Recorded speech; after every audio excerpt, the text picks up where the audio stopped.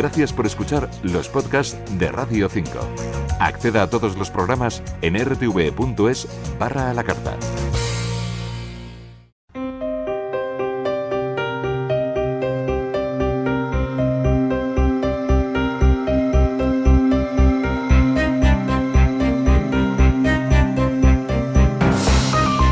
La historia de cada día, con Carlos Guerrero. Saludos amigos, otro libro sobre la Guerra Civil Española.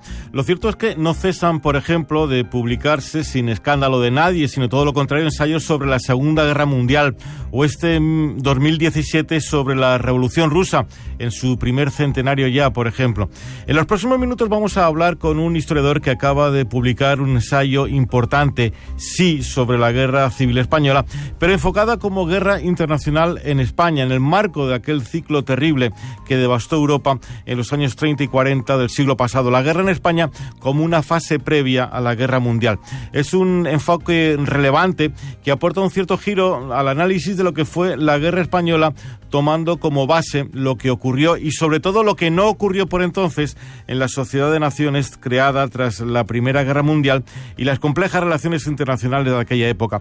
Según este punto de vista, el desenlace de aquella guerra en España, además de la victoria en nuestro país de la rebelión franquista, fue el estallido de la Segunda Guerra Mundial, una época terrible de inseguridad colectiva. En Radio 5, la historia de cada día. Sábados y domingos a partir de las 10:05 de la mañana. Recordar lo que fuimos para entender lo que somos. La historia de cada día. Carlos Guerrero. Radio 5, Todo Noticias. David Jorge es un joven historiador español que actualmente trabaja para el Instituto de Investigaciones Históricas e imparte clases en la Universidad Nacional Autónoma de México.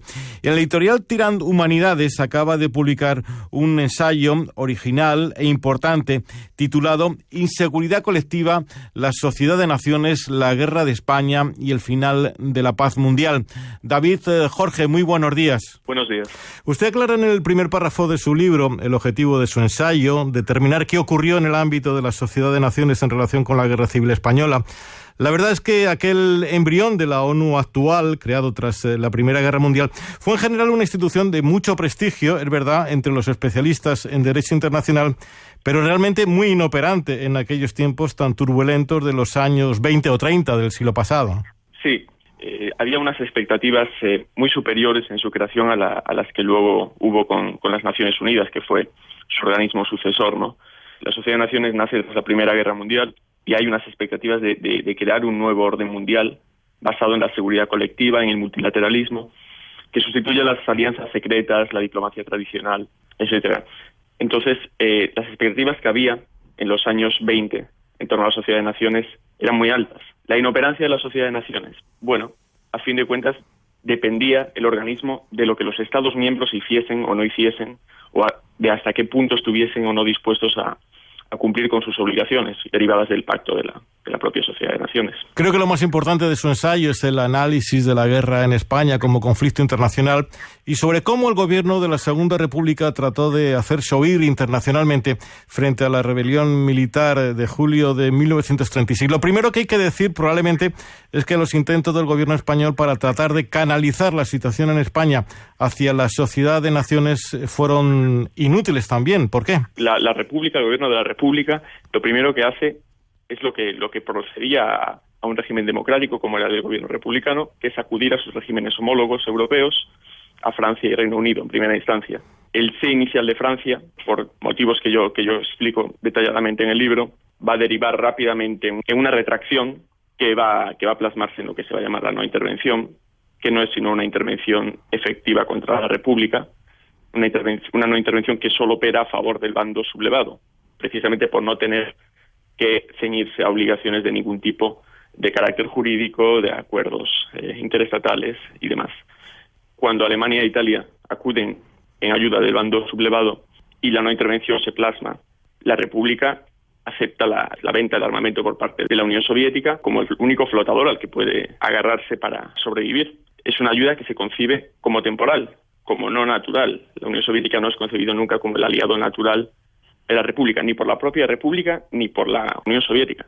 Está claro también que de su ensayo lo que más se subraya, y creo yo que ahí está la principal novedad, es considerar la guerra civil en España como una guerra internacional librada aquí en nuestro país. ¿Es así? Reducir el conflicto a una mera guerra civil no es una cuestión nominal que pueda ser cuestión de debate académico, no sé, va mucho más allá. Tiene implicaciones tales como la aplicación o no del derecho internacional de la época. Si estamos hablando de una mera guerra civil, entonces las denuncias republicanas, la condena de la no intervención, etcétera, etcétera, no tienen cabida, porque el derecho internacional de la época lo que preveía, a través del sistema de seguridad colectiva que garantizaba el Pacto de la Sociedad de Naciones, era que en caso de una agresión cometida contra un Estado miembro de la Sociedad de Naciones, el resto de Estados miembros estaban obligados a salir en defensa de ese Estado agredido. Es lo que repite por activa y por pasiva la República en Ginebra, es lo que repite por activa y por pasiva México en Ginebra y otros países. Por ejemplo, Nueva Zelanda es un país que va a apelar a lo mismo. Entonces, la interpretación en clave internacional de la Guerra de España es fundamental para entender los derechos a los que podía acogerse la República, para interpretar las actitudes de las potencias extranjeras, empezando por Reino Unido y Francia, no Estados Unidos, que no era miembro de la Sociedad de Naciones, es un caso un poco al margen, pero sí lo que se produce más a posteriori es la reducción del conflicto a una escala de mera guerra civil. Pero esa es la interpretación a posteriori. Si uno se centra en los discursos, en la documentación, en las comunicaciones diplomáticas de la época, de lo que se habla claramente, no solo entre los diplomáticos y políticos españoles, sino internacionalmente, es de una guerra internacional en suelo español. Usted viene a decir, de hecho, que la guerra en España fue la primera fase de la Segunda Guerra Mundial, que según su punto de vista no comenzaría de esta forma con la invasión alemana de Polonia en septiembre de 1939. Yo lo que critico son las cronologías prefijadas, muy estructuradas, que son sin duda útiles para el trabajo del historiador, pero que no reconstruyen de la manera más fiel los hechos históricos y su sucesión en el tiempo, ¿no? Con el caso de Polonia lo que hay es una declaración formal de guerra por parte de Francia y Reino Unido. Una declaración de guerra por parte de Gran Bretaña y Francia respecto a la invasión alemana de Polonia, obviamente contra Alemania. Exactamente, pero bueno, para Alemania e Italia eran países que estaban en guerra desde antes. Alemania desde España, Italia desde Etiopía. Para la Unión Soviética esa cronología tampoco aplica. Para los Estados Unidos, más de lo mismo. Estamos simplemente quedándonos con la cronología que interesaba a Reino Unido en algún momento, ¿no?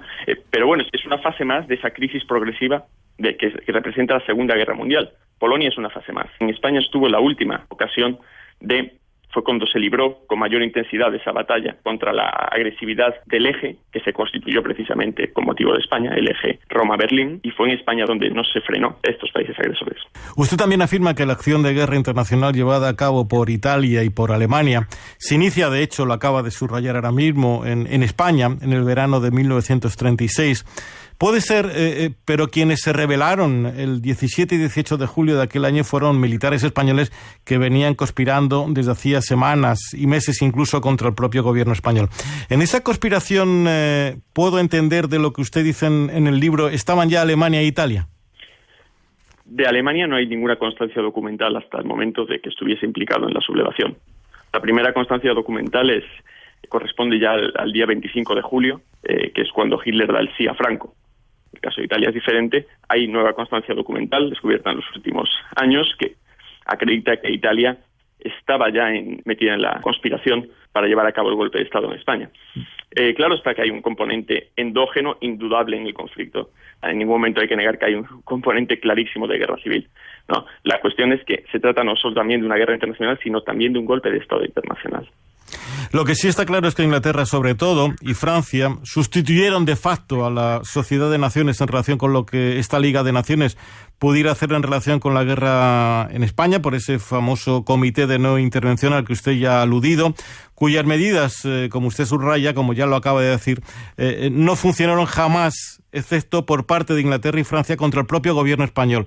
Por cierto, de manera más contundente de lo que se suele apuntar. Se produjo un desfase muy grande a favor de los cálculos políticos y de los prejuicios contra el espíritu de la Sociedad de Naciones que, entre otros, Inglaterra y Francia contribuyeron a crear tras la Primera Guerra Mundial, realmente muy llamativo.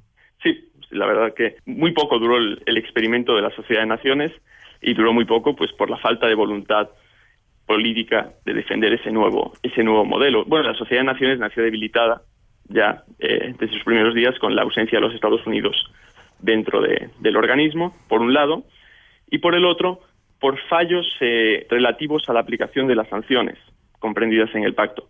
No había mecanismos coercitivos que estipulasen la rápida aplicación de sanciones en caso de agresión, eso por un lado, y por el otro, las sanciones tenían que ser en primera instancia económicas y solo tras el fracaso de estas militares. ¿Por qué es importante eso? Porque permitía que los conflictos se prolongasen en el tiempo. Esta prolongación de los conflictos en el tiempo va a dar situaciones de conquistas de facto, como fue el caso de la conquista italiana de Abisinia. Por lo tanto, las sanciones que se habían estipulado en la Sociedad de Naciones se van a levantar bajo el pretexto de que ya no tienen ningún objeto. Entonces esto crea una clara percepción de impunidad por parte de Hitler y Mussolini. Se pueden violar las reglas de juego internacionales y no pasa nada. Una cosa también sorprende, o al menos no siempre se explica bien quizá, el deslizamiento del gobierno de Frente Popular, por cierto, de Francia, desde la solidaridad inicial con el gobierno de la República, con el gobierno español, en los primeros momentos tras la rebelión militar aquí en España, a su adhesión a la política de la no intervención promovida sobre todo por Inglaterra. ¿Por qué este cambio? Bueno, pues se conjugan varios factores. Por un lado, la profunda división interna en Francia, tanto a nivel social como tras la victoria del Frente Popular francés en mayo de 1936, como a nivel del propio gobierno, entre radicales y socialistas. Eso por un lado, y por otro están las claras presiones británicas. Blum y Delbos, el ministro de Exteriores francés, tiene que viajar a Londres en una reunión acordada previamente al estallido de la guerra en España, para renegociar el Tratado de Locarno con Bélgica. Y de ese viaje regresan Blum y Delbos a París con unas ideas totalmente diferentes relativas a España de las que tenían cuando emprendieron el viaje a Londres. ¿Qué pasó en Londres? Bueno, hasta ahora todavía no se sabe con claridad, ¿no? Más allá de la obviedad de Alemania y de Italia, así las cosas, Inglaterra se convirtió, de hecho, en el... No sé si enemigo es la palabra, una palabra demasiado contundente para utilizarla en relación con el gobierno republicano. Bueno, el mismo Azaña, jefe del Estado español, lo reconoció así. Dijo que contra Alemania e Italia la República todavía podía defenderse, contra lo que no podemos es contra Inglaterra. Eso mismo dijo Manuel Azaña. Bueno, sin duda fue en concreto Anthony Eden, que era el ministro de Exteriores británico en la primera parte de la Guerra de España, pues fue quien fue sepultando a la República progresivamente, cortando cualquier iniciativa francesa o de las democracias europeas, e incluso de Estados Unidos, las simpatías que podía haber en el gobierno de Estados Unidos hacia la República. Sin duda, Londres fue el gran valladar para cualquier iniciativa pro-republicana en el exterior.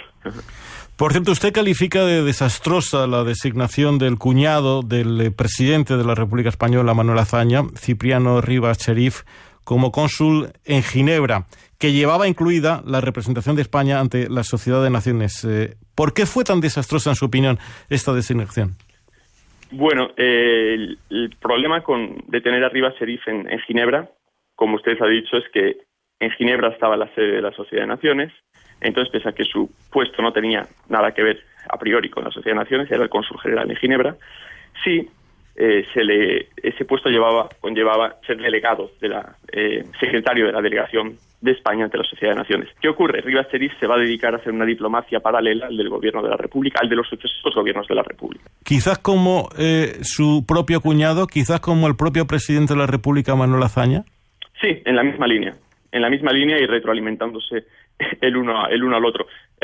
Lo que ocurre es que Azaña, dentro de lo perjudicial que resultó para la República, su diplomacia paralela, lo hacía con unos propósitos más claros y entablaba negociaciones con gente, digamos, con personajes internacionales que podían tener cierta influencia en la cuestión española. Rivas Cherif se dedicó a contaminar la estrategia exterior republicana por activa y por pasiva desde que llegó a Ginebra, incluso hablando con delegados presentes en Ginebra, contándoles versiones opuestas a las que narraban los propios diplomáticos republicanos, el propio ministro de Estado republicano, que era Álvarez del Valle. Desde su llegada a Ginebra se dedica a hacer la guerra por su cuenta, ¿no? De todas formas, la designación de Rivas Cherif como cónsul en Ginebra y la ausencia de un representante permanente ante la Sociedad de Naciones tampoco dice mucho sobre la importancia que en aquel momento, iniciada ya la guerra, por cierto, concedía el gobierno español a la Sociedad de Naciones. Sí, la República se plantea nombrar un delegado permanente ante la Sociedad de Naciones. Eso sin duda hubiese sido útil para la labor, diaria en Ginebra. No bastaba con enviar una delegación y al ministro cada vez que había una reunión del Consejo o de la Asamblea. ¿Qué ocurre? ¿Por qué la República no designa un delegado permanente hasta ya la fase final de la guerra? Pues precisamente porque Rivas Cherif quería para sí mismo, por el hecho de estar en Ginebra, ese cargo de delegado permanente ante la Sociedad de Naciones, y los distintos gobiernos de la República, primero el gobierno Largo Caballero, después los dos gobiernos Negrín, no van a querer a Rivas Cherif como delegado permanente por razones obvias que detallo en el libro, y esto va a motivar que no se produzca un enfrentamiento entre gobierno y jefatura del Estado, es decir, entre el gobierno Largo Caballero y después el gobierno Negrín con Manuel Azaña, se deje vacante ese puesto de delegado permanente. Llegado un momento, Negrín se ve en la obligación de destituir a Rivas Cherif. Algunos ministros incluso piden su ingreso en prisión por desleal y finalmente se va a nombrar a Jiménez de Asúa como delegado permanente cuando ya todo está perdido para la República. En mayo de 1937, en efecto, el socialista Juan Negrín sustituye a Largo Caballero al frente del gobierno español. ¿Qué supuso la llegada de Negrín en relación con todo esto que estamos hablando? Supuso un refuerzo importante de la visión internacional de la Guerra de España. Es decir, Negrín interpreta la realidad internacional de la época con mucha claridad. Era un hombre internacional de una trayectoria internacional, y va a reforzar una línea que puso en pie Álvarez del Valle como ministro de Estado durante el gobierno previo de Largo Caballero. La va a reforzar y van a ser Álvarez del Valle, Negrín y Pablo de Azcárate los tres personajes de la República de cara al diseño de esa estrategia de política exterior. El objetivo de Negrín, lograr sobre todo el apoyo de las democracias occidentales, en concreto de Londres, ¿no? Eso va a constituir la estrategia de Negrín hasta que se revela como imposible. Eso es imposible, pues va a dejarle con una sola alternativa: la resistencia de Negrín, que, como explico, también es una resistencia funcional, no es una resistencia a ultranza o irracional. ¿Qué quiere decir una resistencia funcional? Con unos objetivos muy claros. El primero y fundamental es que la República solo puede salvarse en caso de que el conflicto se reconozca la extensión del conflicto más allá de las fronteras españolas, es decir, que la guerra internacional no se reduzca a las fronteras de España, sino que se expanda. Como finalmente ocurrió. Hay que recordar que la Segunda Guerra Mundial comienza en septiembre del 39, muy pocos meses después de que finaliza la guerra en España. Lo cual demuestra que la percepción de Negrín no era precisamente infundada. Y en esa guerra general estaba claro que la República debería estar con sus aliados naturales, ¿no? Que iban a ser precisamente los aliados, la Segunda Guerra Mundial, ¿no? Los regímenes democráticos. Cuando el Reino Unido y Estados Unidos tienen que aliarse con Stalin de cara a vencer a Hitler, no tienen mayores reparos, ¿no? Se habían pasado los 3 años de la Guerra de España acusando a Negrín de ser un vendido a Moscú, simplemente por aceptar la única ayuda que se le prestaba, y ellos no van a tener más adelante ningún reparo en aliarse con Stalin, ¿no? Entonces, ese enlace con la Guerra Mundial, Negrín interpreta que es lo único que puede salvar a la República. Y por otro lado, la resistencia funcional tiene otros dos elementos. Por un lado, mientras se resiste, se puede sacar de España a los elementos más significados políticamente de cara a que no sufran la represión franquista, lo cual va a tener éxito, en cierto modo, ¿no? Algo que se olvida. Y por otro lado, las cuestiones de la mediación internacional, que es algo que no solo Azaña, Negrín e Indalecio Prieto también habían llevado a cabo labores de cara a examinar las posibilidades de una mediación internacional que pusiera fin a las hostilidades en España. Esa mediación internacional Negrín interpreta que solo puede darse en el caso de mostrar una resistencia firme. Si no, no va a haber ni presiones internacionales para una mediación, porque van a interpretar que el conflicto va a terminar pronto, ni Franco va a aceptar ninguna presión internacional al respecto. Según avanzaron los meses, la situación del gobierno fue de progresivo aislamiento internacional, esa es la verdad. y de Negrín una creciente soledad política, sobre todo tras la salida de Indalecio Prieto, también del PSOE como ministro de Defensa. Aquel año de 1938, el gobierno de Negrín, militarmente ya en una situación muy apurada, decide el fin de la presencia de las brigadas internacionales en el ejército de la República creadas por la Internacional Comunista. Se trataba de un nuevo intento desesperado para atraer la ayuda de los países democráticos, de las principales democracias europeas. Tampoco sirvió para nada. No, tampoco, y de hecho ni Hitler ni Mussolini retiraron a sus hombres de España después de que saliesen las brigadas internacionales, que era el otro objetivo que perseguía la medida de Negrín. Si era un conflicto, como decía Londres, quería hacer ver Londres un conflicto entre españoles, muy bien, pues se retiran las brigadas internacionales, pero que Alemania e Italia retiren a sus hombres, ¿no? No se produjo. Y bueno, Negrín, el gobierno Negrín, la conclusión a la que llega es clara. Las brigadas internacionales no van a servir, no van a ser suficientes, desde luego, para ganar la guerra a estas alturas. Por lo tanto, no considero que hubiese alterado nada la permanencia de los brigadistas durante unos meses más. En septiembre de 1938, Francia, Gran Bretaña, Alemania e Italia firmaron los llamados Acuerdos de Múnich, por los cuales se cedió a Alemania la región checoslovaca de los Sudetes. Simultáneamente se prohibió también, por cierto, a Checoslovaquia la presencia en aquella conferencia internacional. En lo que se ventilaba era la cesión a Alemania una parte de su propio territorio. Estos Acuerdos de Múnich fueron la sentencia de muerte para la Sociedad de Naciones y también, en cierto modo, para el gobierno de la República en España. No. La Sociedad de Naciones estaba muerta. De hecho, yo defiendo que la Sociedad de Naciones estaba muerta desde el levantamiento de sanciones contra Italia por la agresión a Etiopía. Y en cuanto a España, tampoco a esas alturas lo único que podía salvar a la República era ese reconocimiento de una guerra internacional, la expansión de la guerra más allá de las fronteras españolas.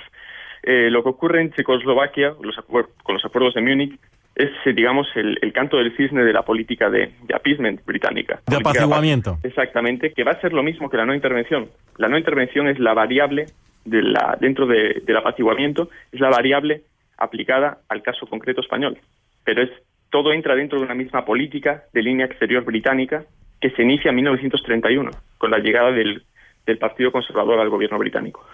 El desenlace de todo aquello, bien conocido fue la guerra en todo el mundo, la guerra que Londres y París querían evitar, les ocurriera lo que les ocurriera a los demás. Decisión a decisión se terminó por construir un sistema internacional que usted mismo califica de inseguridad colectiva, la guerra para todos. Sí, la situación internacional derivó exactamente en lo contrario a lo que se pretendía después de la Gran Guerra de 1914-1918, ¿no? Ese sistema de seguridad colectiva que debía garantizar el cumplimiento del Pacto de la Sociedad de Naciones va a derivar una progresiva inseguridad colectiva cuyo desenlace va a ser precisamente la prioridad número 1 a evitar, una nueva guerra mundial, ¿no? Sin duda, muy interesante este ensayo suyo, recién publicado por la editorial Tirán Humanidades, titulado Inseguridad colectiva, la Sociedad de Naciones, la Guerra de España y el fin de la paz mundial. Muchísimas gracias por su tiempo y por su atención, David Jorge. Muy buenos días. Gracias, buenos días.